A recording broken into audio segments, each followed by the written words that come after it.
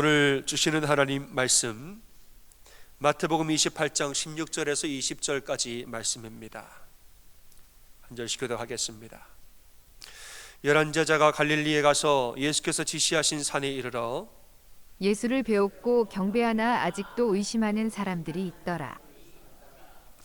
예수께서 나와 말씀하여 이르시되 하늘과 땅의 모든 권세를 내게 주셨으니 그러므로 너희는 가서 모든 민족을 제자로 삼아 아버지와 아들과 성령의 이름으로 세례를 베풀고 내가 너희에게 분부한 모든 것을 가르쳐 지키게 하라.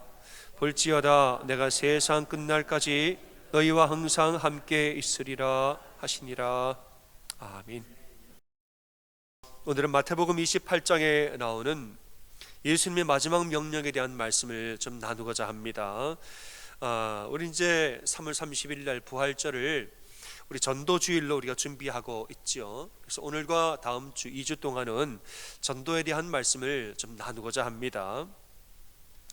여러분, 기독교의 신앙은 십자가의 신앙과 부활의 신앙 두 가지로 이루어졌다라고 우리는 말합니다.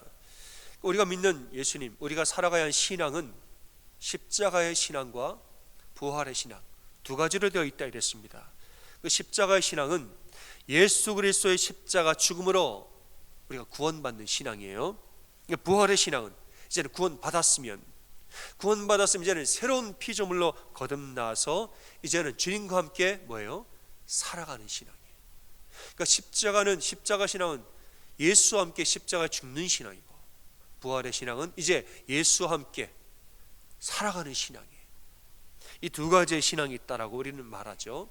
갈라디아서 2장 20절에 내가 그리스도와 함께 십자가에 못 박혔나니 나는 주님과 함께 십자가에 죽었다는 거죠. 이게 십자가 신앙이죠. 하지만 이게 끝이 아닙니다. 그 다음 뭐라고 말하죠? 그런즉 이제 내가 육체 가운데 여전히 사는 것은 하나님의 아들을 믿는 믿음으로, 내 힘으로 사는 게 아니라 내 안인 예수와 함께 사는 믿음으로 사는 것이니라, 이렇게 말하죠. 이게 바로 부활 신앙입니다.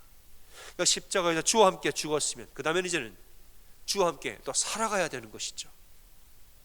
그래서 여러분, 구원이라는 것은, 그리스도인들에게 구원이라는 것은 도착점이 아니에요. 뭡니까? 출발점입니다. 이제는 예수 그리스도로 말미암아 십자가로 말미암아 구원을 받았죠. 그럼 우리 인생이 끝나지 않아요. 구원을 받았으면 그때부터 진짜 그리스도의 삶이, 그리스도인의 삶이 시작이 되어지는 겁니다. 여러분, 우리가 언제 구원받고 언제 예수님 영접했습니까? 그때부터, 영접한 그때부터 하늘나라 가기까지 수십 년 동안 이제는 우리가 주님과 함께 살아가는 신앙이 이제는 시작이 되는 거예요. 그러니까 구원은 도착점이 아니라 그때는 출발점인 거죠. 그래서 우리의 부활 신앙이 무엇인지 아는 게 중요합니다. 주님과 함께 어떻게 살아갈지를 아는, 그게 이제 우리에게 중요한 거예요. 예수님의 사역을 보면은 강조점이 조금씩 달라진다는 것을 보게 됐죠. 주님이 공생의 기간 동안에 죽으시기 전까지는 본인의 사명에 집중하시고, 이제 부활하셨어요. 죽으신 다음에 부활하신 후에는 제자들의 사명에 집중합니다. 예수님 돌아가시기 전까지는 내가 죽어야 할 것이라 십자가의 이 신앙에 집중을 하죠. 근데 부활하셨어요. 부활하신 다음에는 제자들에게 어떻게 살아가야 할지에 대한 부활의 신앙을 강조해서 말씀하시죠. 그 부활 신앙이 뭐냐? 사명에, 제자들에게 사명을 알려주셨다는 거죠. 베드로를 만나서 너는 내 양을 먹이라, 내 양을 치라, 사명을 주셨습니다. 오늘 본문에 보니까 모든 제자들에게 가서 모든 민족을 제자를 삼으라, 복음 전도의 사명을 주셨다는 거예요. 구원받은 그리스도인이라면은 이제는 복음을 전하면서 살아야 한다 말한 것입니다. 그래서 여러분, 우리 그리스도인들에게 부활 신앙이라는 것은 필연적으로 복음 전도로 이어지게 되어 있습니다. 구원받은 이후에 우리가 어떻게 살 것인가, 이게 부활 신앙이죠. 그 부활 신앙은 이제는 복음 전도의 사명과 필연적으로 연결되어 있다는 겁니다. 그래서 우리가 이제 이번 부활주일을 뭐라고 말했죠? 전도주일인데 이걸 우리가 주제가 있습니다. 주제가 뭡니까? 부활은 전도입니다 이거예요. 부활신앙은 전도신앙, 전도하며 사는 사명이에요. 이 말씀을 기억하면서 저와 함께 고백하겠습니다. 부활은 전도입니다. 부활신앙은 전도하는 신앙입니다. 아멘. 주님은 오늘 말씀하시죠. 너희는 가서 모든 민족을 제자로 삼으라 이랬습니다. 이 명령에는 아주 중요한 두 가지의 단어가 들어있는데, 자, 너희는 제자로 삼으라. 그러니까 주어와 서술어를 빼고 그 사이에 있는 걸 보세요. 너희는 그 다음에 뭡니까? 가서. 가서. 너희는 가서. 그 다음 누구를요? 목적어가 모든 민족을 이렇게 말하고 있죠. 두 가지 단어는 가서와 모든 민족. 너희는 가라는 거예요. 가라. 두 번째는 누구를요? 모든 민족을. 두 단어가 아주 중요한 단어죠. 이 말인즉슨 너희는 가만히 앉아서 오는 사람만 전도하라라는 게 아닌 거예요. 너희는 갈 필요 없다. 가만히 앉아서 오는 사람만 잘해줘라 가 아니라는 거예요. 뭡니까? 너희는 가서. 그다음 뭐예요? 모든 사람에게 복음을 전하라는 거예요. 심지어는 멀리 가는데 이방인들에게까지 전하라 이거죠. 그럼 사도행전에서 제자들은 어떻게 했는가? 여러분, 아쉽게도 제자들은 이렇게 하질 않았습니다. 오순절날 성령 충만으로 그들 성령의 능력을 덧입었습니다. 그때부터 이제 설교를 하죠. 오순절날에 이 세계 각처에서 수많은 사람들이 예루살렘에 몰려 들어왔습니다. 가만히 있어도 6월절에는 수많은 사람이 예루살렘에 찾아오는 거죠. 전 세계 각지에서 많은 사람이 모여 있는 중에 이제는 거기서 복음을 전하죠. 예수 그리스도가 이제 예수님이 그리스도라. 그가 너희가 그를 죽였다. 이러면서 설교를 해요. 설교를 하니까 그 말씀 믿음으로 그날의 제자의 수가 3,000이나 더하였더라. 3,000이나 더하였다. 그 뒤로 이제 예루살렘 안에서 예수 공동체가 생기죠. 예수 공동체가 급속도로 막 커지는 거예요. 굉장히 기쁜 일이에요. 아주 좋은 일인데, 다만 아쉬운 것은 제자들은 그렇게 예루살렘에서만 계속 사역을 했다는 겁니다. 예루살렘에 모여서 찾아오는 사람들에게만 계속 전도를 했다는 거예요. 그러니까 예루살렘 이 공동체가 밖으로 나가질 아니하고 예루살렘 안에만 계속 이렇게 거하고 있었다는 거예요. 주님이 하신 명령과는 다르죠. 그 주님 어떻게 하십니까? 박해를 통해서 그들을 강제로 흩으셨다는 거예요. 야고보를 순교하게 하고 베드로가 감옥에 갇히게 하고 스데반이 순교하게 함으로 이 제자들, 예루살렘에 모여있던 제자들을 밖으로 흩으셨다는 거예요. 그제서야 빌립은 사마리아로 가고, 그제서야 베드로는 로마인의 백부장 고넬료를 만나러 가고, 사도들은 흩어져서 안디옥으로 소아시로 흩어졌다는 것입니다. 그래서 교회를 세우고 본격적으로 이제 복음이 사방으로 흩어져서 복음이 온 세상으로 나아가기 시작을 했다는 것입니다. 여러분, 옛날이나 지금이나 사람들은 편한 거 좋아합니다. 그죠? 여러분, 불편한 거 혹시 좋아하십니까? 우린 다 편한 거 좋아해요. 뭐 하는 것보다 안 하는 걸 더 좋아합니다. 뭐 많이 움직이는 것보다 가만히 있는 게 좋고, 새로운 사람 만나는 것보다 익숙하고 아는 사람들이랑 잘 지내는 거 우리는 더 좋아합니다. 사람은 다 그런 마음이 있어요. 근데 문제는 하나님의 사명은 그렇지가 않다는 거죠. 우리 편한 거 생각하면 그렇죠. 그러나 하나님의 사명은 특별히 교회를 세우고 우리에게 명령하시는 그 바 명령은 그렇지가 않다는 거예요. 사람을 만드실 때 태초에 생육하고 번성하여 이 땅에 뭐하라? 충만하라 이랬습니다. 너는 생육하고 번성하여 형통하라는 것입니다. 그 다음에는 이 땅에 충만하라 그랬어요. 온 땅으로 나아가서 하나님의 영광을 드러내고 하나님의 영광을 선포하며 영광을 드러내고 살아라. 이게 우리에게 주신 본연의 사명입니다.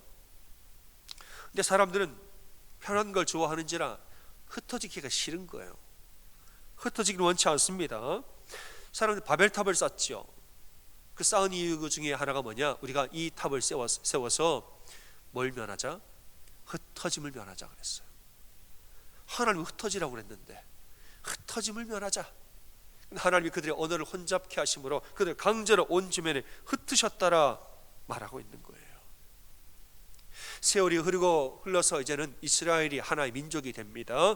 민족이 되어서 우리가 하나님의 백성이라, 하나님의 자녀들이라, 하나님이 우리를 하나님 믿는 민족이라 말하고 있는데, 문제는 뭐냐? 하나님 믿는 신앙을 자기네만 가지고 있어요. 이방인들은 죽어라 이렇게 말하는 거예요. 이방인은 하나님 뭘 알면 안 된다는 거예요. 이방인은 망해야 되고, 우리만 하나님 믿고 구원받아야 한다. 복음을 전하지 않는 거죠. 그러니까 하나님이 그들 강제로 흩으십니다. 바벨론 포로로 끌려가게 하사. 그러니까 이 이스라엘에 몰려 살던 백성들을 강제로 흩으심으로 그때부터는 디아스포라 유대인들, 흩어진 유대인들을 온 세상에 다 만들어서 바벨론에도 뭐 어디에도 유대인들을 흩으사 거기에서 회당을 만들게 하시고 거기서 이방인들에게 복음을 전하게 하셨다는 거예요. 그때부터 이방인들도 하나님 믿는 사람 많이 나왔습니다. 신약 시대도 그렇습니다. 예수님이 너희는 가서 모든 민족을 제자 삼으라. 제자들이 예루살렘을 떠나지 않는 거죠. 안 떠나요. 박해로 흩으시는 거죠. 소아시아와 유럽으로 복음을 전하게 강제로 만드셨다는 거죠. 나중에 로마가 기독교 국가가 됐습니다. 근데도 복음을 안 전해요. 우리끼리만 기독교를 믿지. 그랬더니 나중에 저 유럽에 있는 북쪽에 있는 게르만 민족이 로마로 와서 복음을 자기네 나라로 가져갔습니다. 북쪽의 게르만 민족들이 로마로 내려와서 로마를 침략하는 동시에 복음을 가져가서 그 오늘날의 유럽의 모든 나라들을 기독교 나라로 세운 겁니다. 복음을 가져간 거예요. 이 유럽의 복음이 이제는 대서양을 건너서 북미 대륙으로 오죠. 그리고 북미 대륙이 선교화되고 북미의 선교사들이 또 태평양을 건너서 복음을 가지고 1900년도 초에 어디로 왔을까요? 어디로 왔어요? 어디로 왔어요? 조선으로 온 거예요. 조선으로. 복음을 가지고 태평양을 건너서 조선 땅으로 와서 캐나다, 미국 등등의 선교사들이 와서 복음을 조선 땅에 전함으로 우리가 이렇게 또 예수님 믿고 우리가 복음 가운데 살게 된 것입니다.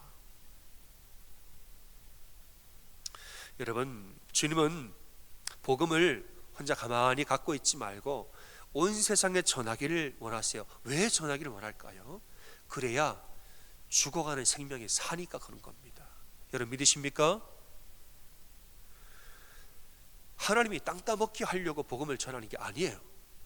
왜 복음을 전해야 하는가? 이 땅에 죽어가는 영혼이 너무나 많고 영벌을 향하여 달려가는 사람 너무나 많기 때문에 하나님 알지 못하고 마음속에 공허함과 우울함과 이 불안함과 두려움, 초조함 가운데 사는 사람 너무나 많으므로 이 하나님을 알면 될 텐데, 예수 그리스도를 알면 그 심령들이 살아나고 생명을 얻을 텐데 그걸 몰라요. 그러니까 빨리 전하라는 거예요. 전하라.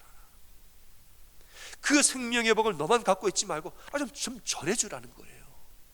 예수님 믿으면 좋아요. 너무너무 좋아요. 전해주라는 거예요. 그래야 그들도 생명을 알고 그래야 그들도 회복이 나고 살아났죠. 여러분, 복음은 나 혼자 붙들고 있으면 안 됩니다. 우리가 등불을 얻었습니다. 너는 이 세상의 빛이니 이랬는데, 등불을 얻었는데 등불은 선반 위에 두고 모두를 비추는 게 등불이지 이걸 말 아래 덮어놓는 게 등불이 아니에요. 말이라는 것은 이제 곡식을 풀 때 한 말 두 말 할 때 그 말, 등불은 선반 위에 놓고 다 비추게 하는 게 등불이지 그걸 말 아래 퍽 덮어놓는 게 등불이 아니란 말이에요. 말 아래 덮어놓으면 말 안쪽에는 따뜻하지요. 뜨끈뜨끈해요. 말 안쪽에는 밝게 빛나요. 나머지는 다 칠흑같이 어둡고 추운 거예요. 그마저도 말을 이렇게 또 엎어놓으면은 조금 있다가 산소가 부족해서 질식이 꺼집니다. 불이 꺼져요. 선반이 올려놓고 자꾸 비춰야 더 빛나지. 엎어놓으면은 질식해서 얼마 지나지 못해 꺼집니다. 등불이. 여러분, 이 복음도 마찬가지입니다. 생명의 복음은 온 세상에 전하는 겁니다. 나 혼자서 복음을 품고 나 혼자만 잘 살자 하면 나는 따뜻하고 나는 밝을지 몰라요. 하지만 다른 사람들은 죽고 얻은 영혼들이 도처에 널려 있는 것입니다. 그마저도 얼마 가지 못해서 복음을 나 혼자 가만히 끌어안고 살면은 이 지식에서 복음도 시들시들해져요. 복음을 자꾸 전해야 돼요. 전하고 생명이 살아나는 모습을 보면서 나도 함께 생명이 함께 살아나는 것입니다. 어떤 사람은 이제 우리가 함께 복음을 전합시다, 전도합시다 하면은 자꾸 이제 전도의 우선순위가 있다는 말을 자꾸 합니다. 목사님, 전도도 좋은데 우선순위가 있잖아요. 뭐 먼저 좀 하고 나중에 할게요. 우선순위 말이에요. 우선순위가 뭐요? 사도행전 1장 8절. 예루살렘과 온 유대와 사마리아와 땅끝까지 이르러 증인이 되라고 하셨잖아요. 그러니까 예루살렘 먼저 전하고, 예루살렘 복음화 하면 그 다음에 유대를 하고, 유대 복음화가 끝나면 사마리아 가고, 사마리아 복음 다 끝나면 그때 모든 민족으로 가는 거 아닙니까? 이렇게 말해요. 그러니까 전도할 때도 아니 우리 남편 먼저 하고요, 아내 먼저 하고요, 우리 집안 먼저 하고, 그게 복음화 되면 그 다음에 또 가고요, 이렇게 할게요 라고 말하죠. 여러분, 성경을 자세히 보십시오. 예루살렘과 온 유대와, 여기서 말을 접속사 무엇과 뭐뭐와, 접속사를 헬라어로 카이인데, 카이는 at the same time, 동시에라는 뜻이에요. 동시에. 성경을 자세히 보세요. 이것은 동시에, 그러니까 예루살렘과 동시에, 사마리아와 동시에, 온 유대와 동시에, 사마리아와 동시에 모든 땅 끝까지 복음을 동시에 전하라는 거예요. 동시에. 이 말인즉슨 우리가 할 수 있는 최선을 다해서 누구든지 복음을 전하고 살라는 겁니다. 여러분, 사도행전 1장 8절 말씀은 전도의 우선순위에 대한 말씀이 아니에요. 뭐냐? 전도 대상의 영역을 말하는 것입니다. 전도 대상의 영역을 말하는 거예요.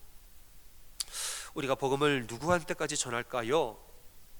전도 대상을 볼 때 예루살렘도 전도 대상이고, 그 다음에 너희를 핍박한 유대인들도 당연히 전도 대상이고, 그 다음에 상종도 하지 않고 원수처럼 지내는 사마리아인들도 당연히 전도 대상이고, 그리고 우리와 달라도 너무너무 다른 이방인들, 뭐 문화와 언어부터 사고가 완전히 다른 저 이방인들까지도 전부 다 전도의 대상이지, 전도 대상에서 제외되는 사람 아무도 없다는 겁니다. 그러니까 이 말씀은 우선순위에 대한 말씀이 아니라 전도 대상의 범위에 대한 말씀이에요. 만약에 우리가 주님, 저는 예루살렘 먼저 복음화 한 다음에 그 다음에 유대로 가겠습니다 하죠. 그럼 그 복음은 절대로 예루살렘 성벽을 넘지 못합니다. 왜냐? 예루살렘은 지금도 복음화 안 됐어요. 지금도 복음화 안 됐습니다. 예루살렘 먼저 복음화하고 그 다음에 유대로 가죠. 여러분, 2000년이 지나도 복음은 예루살렘 담장을 못 넘어갑니다. 동시에 하는 거예요. 동시에. 우리도 마찬가지죠. 우리가 전도할 때 나 먼저 내가 먼저 선 다음에 전도할게. 여러분, 내가 먼저 선 다음에 전도하죠. 복음은 절대로 나를 넘어가지 못합니다. 우리 가족 먼저, 여러분, 복음은 여러분 집의 문지방을 절대 못 넘어갑니다. 우리 속회 먼저, 우리 속회 사람들 먼저 전도한 다음에 그 다음, 여러분, 복음은 절대 그 속회를 못 넘어가요. 우리 교회 먼저 아니라는 거예요. 복음은 동시에 하는 겁니다. 동시에 전하는 거예요. 동시에, at the same time, 카이, 헬라어로 동시에 하라는 거예요. 다만 영역을, 야, 누구에게까지 전할까요? 내가 싫어하는 사람은 저 사람 우리 교회 안 왔으면 좋겠어. 저 사람 빼고 착한 사람만 데리고 와. 여러분, 그렇게 하라는 겁니까? 아니에요. 그 사람까지 전하라는 거예요. 그건 영역에 대한 이야기라고요. 우리 교회는 우리에게 맞는 사람만 데리고 왔으면 좋겠어. 아니라는 거예요. 복음은 모든 사람에게, 누구에게든지 열려 있어야 하는, 그게 바로 복음이라는 거죠. 어떤 사람들은 말합니다. 목사님, 제가 아직 부족한데 무슨 전도입니까? 내가 부족하고 자격이 없다고 말하는 사람이 있어요. 내가 완전해진 후에, 내가 온전해진 후에 전도하겠습니다. 자격에 대한 이야기. 여러분, 그럼 우리는 평생 못 전합니다. 우리는 평생 물 한잔 하거든요. 우리는 영원히 자격 없는 존재예요. 우리가 자격이 언제가 되겠습니까? 굳이 자격을 말하자면 전 두 가지의 자격을 얘기하고 싶습니다. 내가 지금 전도할 준비가 됐는가? 여러분 속에 두 가지가 있는지를 확인해 보세요. 첫째, 내가 하나님을 사랑하는가? 둘째, 내가 그 사람을 사랑하는가? 그러면 이미 전도할 준비는 된 거예요. 간단하죠? 여러분, 하나님 사랑하십니까? 여러분, 그 사람을 사랑하십니까? 그러면 준비는 끝난 거예요. 예수님 믿으세요? 너무 좋아요. 준비는 끝난 거예요. 그래서 세 번째로 플러스 알파는 뭐냐? 여러분, 교회를 사랑하시면 우리 교회에 오세요까지 되는 거예요. 그러니까 첫째, 하나님을 내가 사랑하는가? 두 번째, 내가 그 사람을 사랑하는가? 그럼 준비는 끝났습니다. 예수님 믿으세요? 너무 좋아요. 나오는 거예요. 그러다 플러스 알파, 우리 교회를 사랑하는가? 그러면 우리 교회에 오세요 까지 되는 거죠. 어떤 사람들은 요즘에 세상이 바뀌어가지고 전도하기 힘들다 이렇게 말하는 사람도 있어요. 혹자들은 그런 말도 하죠. 이 나라가 GDP가 3만 불이 넘어가면은 그때부터 전도가 잘 안 되어지더라. 그러니까 나라가 먹고 살만해지고 잘 살게 되면 그때부터는 교회를 안 나오더라. 뭐 이런 말들을 해요. 실제로 뭐 북미나 유럽, 특별히 한국도 보면은 뭐 어려울 때는 그렇게 교회를 가다가 먹고 살만해지면 이제 교회를 잘 안 가죠. 그렇게 보이는 것도 우리가 같은데 좀 자세히 살펴보자고요. 이 말이 정말 맞다면 여러분, 잘 사는 나라에는 무신론자가 점점 많아져야겠죠. 그죠? 먹고 살만해지면은 종교를 안 갔더라. 그럼 잘 사는 나라들은 무신론자가 점점 많아져야겠지요. 그렇지가 않다는 겁니다. 그렇지가 않아요. 여러분, 기독교를 떠난 사람들, 교회를 떠난 사람들이 무신론자가 되는 줄 아십니까? 아니에요. 다른 종교로 가는 겁니다. 다른 종교로 가는 거예요. 유럽은 이슬람으로 가죠. 미국은 온갖 다른 종교로 갑니다. 북미를 보면은 여러분, 종교의 종류가 얼마나 다양한지 몰라요. 우리가 말하는 이단들을 북미에서는 그냥 다 종교라고 말합니다.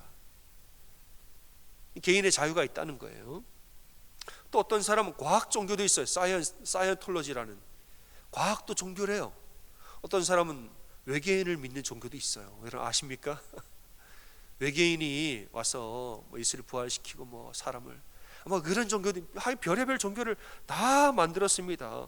한국은 요즘 어떠냐? 무당, 뭐 점집, 사주팔자, 뭐 여러분 궁합 보고 도사를 찾아가 무속 종교로, 한국은 무속 종교로 또 회귀를 하고 있다는 겁니다. 점집이 돈을 그렇게 번대요. 사주팔자 뭐예요? 점보고 뭐 이러는 데가 돈을 그렇게 번다는 겁니다. 여러분, 사람들의 내면에 있는 종교적인 심성은 영원히 변하지 않습니다. 왜냐? 모든 사람은 다 영적인 존재이기 때문에, 영적인 존재이기 때문에 영적인 관심사, 모든 사람에게 있는 영적인 관심사는 절대로 변하지 않아요. 물론 막 이런 것을 막 아주 단단한 돌처럼 어기면서 끝까지 나는 무신론자요 말하는 사람도 결국은 있기는 해요. 난 절대로 신이라는 건 하나도 믿지 않을 테다, 무신론자가 없는 것은 아니나, 그 무신론자, 진짜 무신론자 퍼센테이지는 예나 지금이나 거의 비슷합니다. 다만 교회를 떠나면 다른 종교로 옮겨가는 거예요. 어떤 종교로 옮겨가느냐? 특별히 조금 더 열정적으로 보여지는 종교로 옮겨가는 거고, 좀 더 세상과는 다른 면이 있고 좀 더 좋아 보이는 종교로 옮겨가는 것이고, 더 솔직히 말하면은 나를 더 섬겨주는 공동체로 옮겨가는 거예요. 나를 더 돌봐주는 공동체로 옮겨가죠. 우리가 생각할 때 이단들은 누가 봐도 엉뚱한데 왜 이단으로 갈까? 왜 그럴까요, 여러분? 이단들이 와서 그 사람을 너무 잘 돌봐주는 거예요. 막 돌봐주고, 그렇게 하니까 뭐 이단에 상관없다는 거죠. 그냥 가는 거예요. 여러분, 우리는 뭐 전도가 힘들다라고 말하는데 왜 힘들까? 가만히 보면 그냥 안 하니까 어색한 겁니다. 안 하니까 어색해지는 거예요. 은사라는 것은 쓰면 쓸수록 늡니다. 안 쓰면 안 쓸수록 어색해지고요. 우리가 전도할 때에 1년에 한두 번만 전도하려면 어색해지는 거예요. 그럼 어떻게 전도가 되어지는가? 일상 속에서 늘상 예수의 복음을 전하고 살면은 그 은사는 점점 강해집니다. 아주 부드러워지고 편안해지는 것이에요. 또 한편으로 전도가 왜 이렇게 어색하고 힘들까? 그것은 말로만 해서 그래요. 전도는 여러분, 예수님 믿으세요 말도 물론 좋지만은 사실 전도는 말보다도 사랑으로 하는 것인 줄로 믿으시기 바랍니다. 아멘. 저를 따라하겠습니다. 전도는 사랑이다. 말보다 사랑이 더 귀한 거예요. 어떤 이벤트보다 일상 속에서 자꾸 사랑하는 게 사실 더 귀한 전도인 것입니다. 예수 믿으세요 너무 좋아요 말하기 이전에 먼저는 사랑의 마음으로 그를 중보기도 해야죠. 사랑의 마음으로 중보하고 또 사랑으로 돌봐야 하고 그 사랑을 그에게 전달해 주어야 되는 것이죠. 사랑의 빚을 지게 하는 거예요. 사랑으로 섬기는 거죠. 이렇게 하면은 처음에는 막 어색해가지고 아유 나한테 왜 이래요 하지만 속으로는 고마운 거예요. 아유 나한테 왜 이래 부담돼요 라고 말하지만 사랑하는 모든 사람은 사랑은 다 좋아해요. 그러니까 속으로는 참 내가 누구라고 저렇게 나를 도와주고 사랑할까 고마운 거죠. 그런 사랑에 마음의 문이 열리는 겁니다. 그래서 전도는 사랑입니다. 또 두 번째로 저를 따라하겠습니다. 전도는 섬김이다. 전도는 섬김이다. 아멘. 두 번째로 전도는 섬김이에요. 물론 우리가 말로 복음을 잘 설명하는 것도 중요하겠습니다만은 그것보다 정말 더 중요한 것은 섬김이라는 것이죠. 우리 일상 속에서 그를 묵묵하게 도와주고 섬겨주는 이 섬김, 그게 사실은 가장 좋은 전도예요. 그래서 우리가 이제 제가 누구를 전도 중입니다라고 말하는 것보다는 더 좋은 말은 뭐냐? 제가 지금 그 사람을 섬기는 중입니다라는 말이 더 좋은 거예요. 제가 지금 그 사람을 전도하는 중입니다라는 말보다 제가 지금 그 사람을 뭐 하는 중이에요?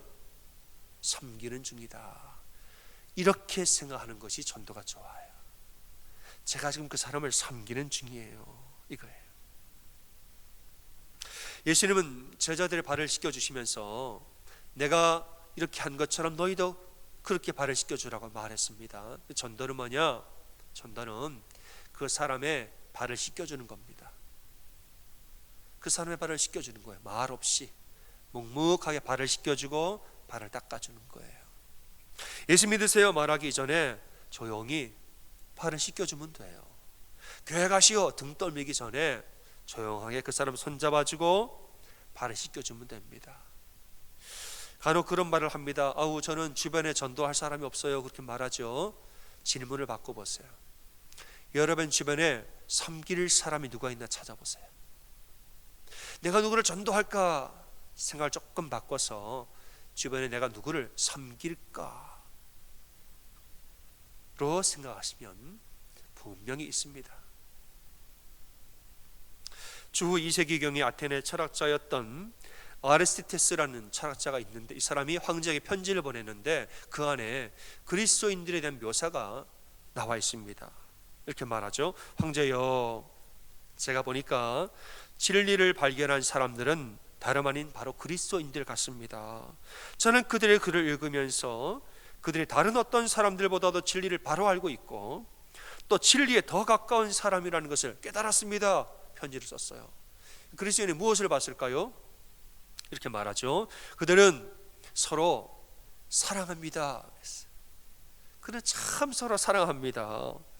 만일 여행 중인 사람을 만나면 그들을 집으로 초대하여서 형제를 대접하듯이 대접을 합니다. 가난한 사람이 세상을 떠나면 최선을 다해 장례를 치러줍니다. 어떤 이가 감옥에 갇히고 핍박을 당하면 그들의 필요를 돌봐주고 가능하면 옥에서 건져줍니다.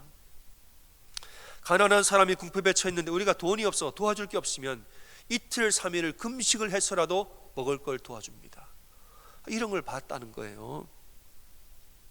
그럼에도 그들은 자신의 선행을 큰 소리로 알리지 않습니다. 오히려 누구도 알아채지 못하도록 조심합니다. 마치 발견한 보석을 감추듯이 그들은 선행을 숨기고 삽니다. 이렇게 말해요. 여러분, 이렇게 그리스도인들이 섬기고 발을 씻으면서 사니까 그 핍박을 받는 중에도 복음이 전해진 줄로 믿으시기를 바랍니다. 아멘. 사랑하는 여러분, 전도는 사명입니다. 주님이 모든 그리스도인에게 맡기신 중요한 사명. 그러니까 여러분, 생명의 복음을 혼자 가지고 있지 말고 널리 전하라 이랬어요. 그 생명의 복음을 널리 전하라. 너만 살지 말고 같이 살자, 같이. 그래야 다른 영혼들도 생명을 얻노라. 또 두 번째는 뭐냐? 전도는 사랑이고 섬김입니다. 저를 따라 다시 한번 하겠습니다. 전도는 사랑이고 섬김이다. 전도는 사랑이고 섬김이에요. 말로 하기 전에 손으로 하는 거고 내 발로 하는 것이에요. 이런 의미에서 사실 전도는 우리 일상에 녹아 들어가야 합니다. 우리가 물론 이렇게 전도 주의를 정하고 한 날을 이렇게 잡아서 하지만은 여러분, 이것은 우리에게 어떤 목표의식을 심어주고 함께 나아가길 원하는 것이지, 사실 가장 중요한 전도는 1년 365일 여러분의 삶에 녹아져야 돼요. 우리의 전도가 생활이 되어야 된다, 이 말입니다. 그러니까 초대교회 사람들 보면은 이게 웬만한 사람들 사는 방식과 달랐다는 거 아닙니까? 오른뺨을 때리면 왼뺨도 때리세요 하고 내밀었다는 거 아니에요? 누가 오리를 가자, 강제로 오리를 가자 그러면 심리도 가드리죠. 가줬다는 거 아니에요. 누가 너더러 속옷을 내놔라 그러면 겉옷도 드릴게요, 이랬다는 거 아닙니까? 이걸 말씀대로 지키다 보니까 야, 이런 사람들이 어디 있을까? 참 세상과는 다르게 산다, 감동을 받은 겁니다. 사랑하는 여러분, 우리가 부활주의를, 이제 전도주의를 우리가 준비하면서 여러분 전도의 사명을 좀 회복하시기를 바랍니다. 그리고 여러분 사랑과 섬김의 생활을 또 함께 회복하는 우리가 되기를 소원합니다. 여러분 주변을 보시면은 다들 잘 지내는 것 같아 보이죠? 주변을 보면 다 잘 사는 것 같아요. 그러나 그 안에는 남모를 공허함과 남모를 외로움과 남모를 고민과 아픔들이 그 안에 다 있습니다. 말을 안 해 그렇지, 다 있어요. 우리는 이것들을 예수님 앞에 나와 은혜 받고 기도하며 말씀으로 우리 이기고 살지요. 그들은 갈 바를 알지 못해요. 술 마시고 노래하고 잊어버리고 살려고, 취해서 살고 그냥 자기 마음대로 내면은 지금 싸우고 있다는 것이지요. 우리는 알잖아요. 예수의 능력을 알고 살아 역사하신 하나님 나와 함께 할 때 어떤 능력이 있는지, 어떤 생명인지 우리는 알지 않습니까? 이거를 전해주는 게 중요한 거예요. 사랑하는 여러분, 이 일을 위하여서 우리가 함께 기도하고 함께 섬기는 우리 교회가 되기를 주님의 이름으로 축원합니다. 아멘.